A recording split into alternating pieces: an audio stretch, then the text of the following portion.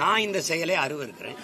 நீங்க உங்களுக்கு அந்த வழி இருக்கிறனால தான் என்கிட்ட அந்த கேள்வியா எழுப்புறீங்க. இதை ஒரு தலைமுறையை கவனிக்கணும். இது எந்த மாதிரியான அணுகுமுறை? இது தேர்தல் வரும்போது பேரம் பேசிக்கிட்டு எங்க சீட்டு நோட்டு படியுமோ அங்க போறதுங்கிறது எந்த மாதிரியான கொள்கை கோட்பாட்டு அடிப்படையில் வேலை செய்யறாங்க? இப்ப திமுகல இருக்கிற 10 அமைச்சர்களுக்கிட்ட அதிமுக இருந்து அமைச்சர்கள்.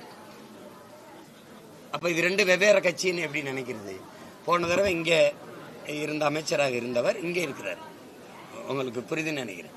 அப்ப எந்த கட்சி வந்தாலும் அந்த கட்சியில போய் சேர்ந்து அங்க அமைச்சர் பதவி அனுபவிக்கிறது அது பதவிக்கானதா, மக்களின் உதவிக்கானதா, பணத்துக்கானதா, இனத்துக்கானதா? அப்ப இது ரெண்டு வெவ்வேறு கட்சின்னு எப்படி இருக்கு? சின்ன பிள்ளை அவங்களுக்கு தெரியல. இது வியாபாரம் இல்லைல்ல, இதோ விற்பனை பண்ற மாதிரி நினைச்சிட்டு இருக்காங்க. பனையூர் ஒரு தொகுதி இல்லைங்கிறது பிள்ளைகளுக்கு தெரியல. அது போக போக கற்றுக்குறாங்க. என்ன நாட்டை யாரு அதிகமா நாசப்படுத்துறது, இது கொடுமைப்படுத்தி அழிக்கிறது அப்படிங்கிறது.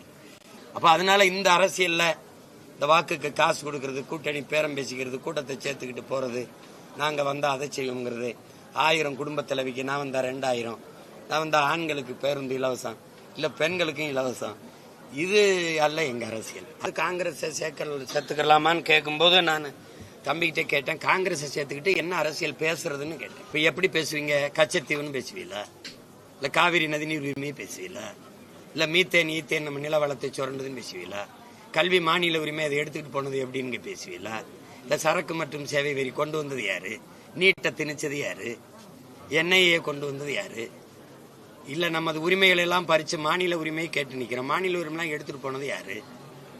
உங்களுக்கு புரியுதுன்னு நினைக்கிறேன். ஒரு தேசியனம் தன் விடுதலைக்கு போராடிச்சு, ஒரு தேச விடுதலைக்கு.